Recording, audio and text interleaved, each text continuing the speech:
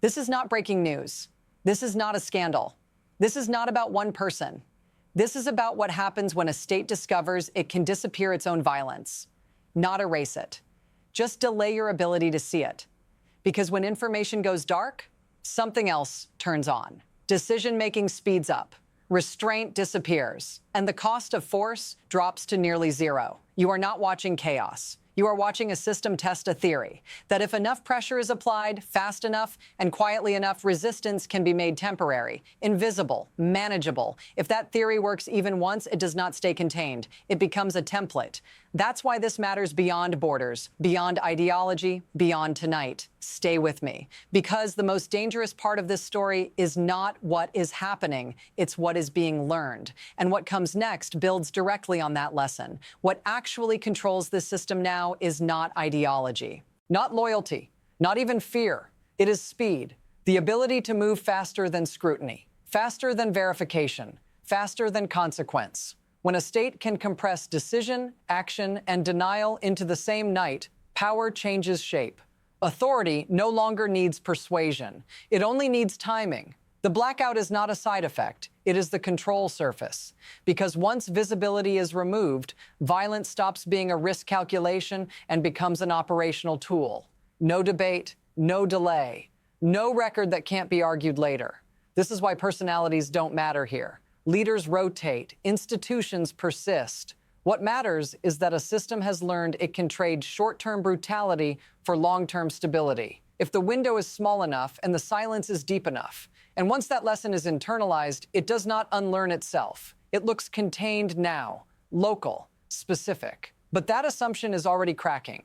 Because the shift didn't start with force. It started earlier. There was a time when repression needed justification. A speech, a law, a pretext you could point to later. That time is gone. The most dangerous change here did not arrive with gunfire. It arrived quietly, as normalization. Before, force followed visibility. Cameras first, statements later, violence last. Now it's reversed. Silence first, force second, explanation optional. This is the silent shift. When temporary emergency measures become standard operating procedure. When shutting down communication is treated like weather. Unfortunate, but expected. And once people adjust to that rhythm, something profound happens. Outrage loses timing. Documentation becomes fragmented. Memory weakens. Slow change is always the most lethal because nothing feels stolen all at once. By the time the scale becomes visible, the mechanism is already mature, refined, repeatable.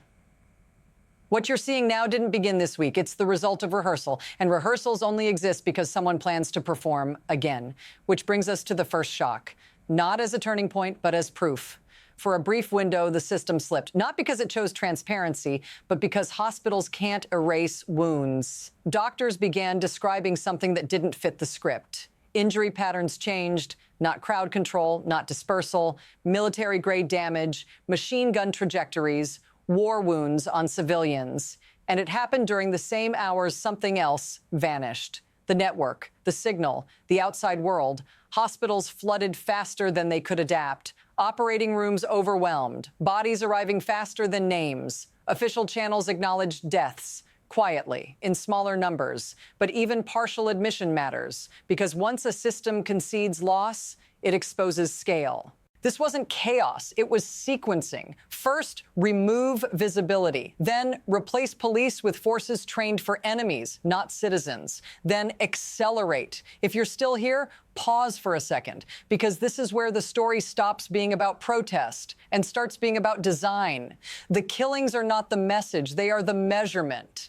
And the most revealing detail isn't how many died, it's how efficiently it happened once no one was watching. That efficiency is the real signal, and it doesn't disappear when the internet comes back. Here is how the system actually works. Not through rage, not through panic. Through delegation. Violence is separated from responsibility. Orders move downward. Consequences dissolve upward. At the top, decisions are framed as necessity.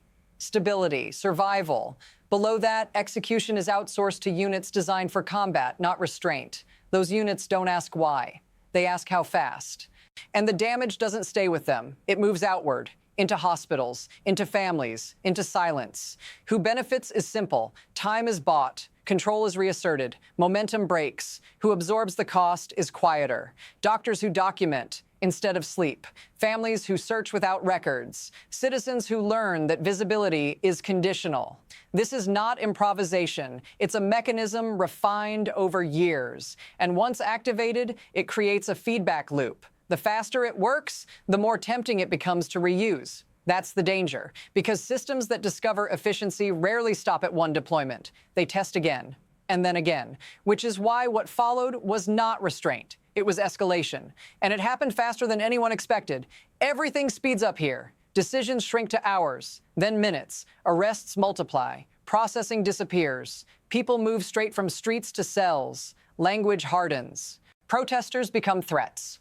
Threats become enemies. And once that word is used, procedure collapses. No trials, no delays. Sentences announced before evidence is reviewed. Executions scheduled like logistics. At the same time, something else accelerates. Signals outward, statements from abroad, warnings, predictions of collapse, pressure rises, not enough to stop the mechanism, just enough to tighten it. This is the trap. External pressure doesn't slow the system, it validates its timeline. Because when a regime believes it is running out of time, it does not soften, it compresses. More force, fewer witnesses, shorter windows. You can feel the pace change. The gaps between actions close. This is no longer about deterrence. It's about finishing before interruption.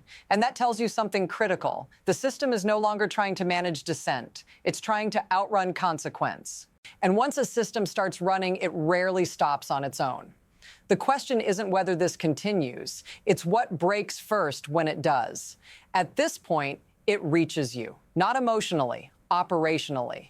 Because when a system proves it can erase accountability at home, it tests how far that protection extends outward, economically, digitally, politically. You feel it as instability, markets that flinch, energy prices that twitch, diplomatic language that suddenly gets vague. And if you're paying attention, you feel something else. The normalization, the idea that mass detention can be administrative, that executions can be procedural, that silence can be explained as temporary. This isn't abstract. It shows up in what you're told to ignore, what footage never appears, what timelines don't line up. If you're still watching, don't click away. This is the moment most people do.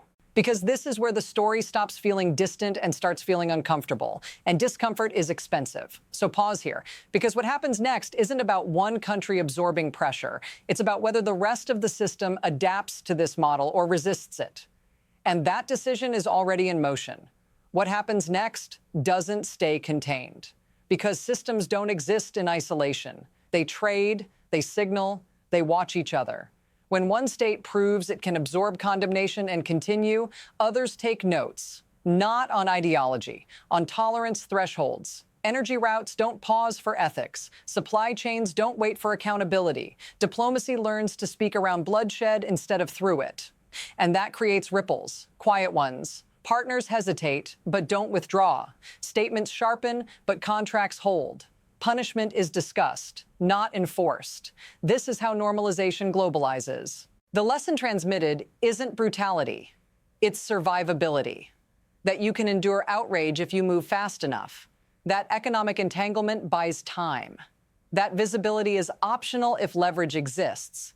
Once that lesson spreads, repression stops being a local risk. It becomes a strategic option. And suddenly, this is no longer about one government or one population. It's about whether the international system still penalizes invisibility or quietly adapts to it. Because adaptation looks a lot like acceptance. And acceptance is how dangerous ideas scale. What comes next depends on which path that system chooses, and none of them are stable. From here, the future fractures into three paths. None of them are clean. The first is adjustment. The system absorbs the shock. Violence tapers, not because it's rejected, but because it worked. Control is restored. Visibility returns selectively, enough to calm markets, enough to reset attention.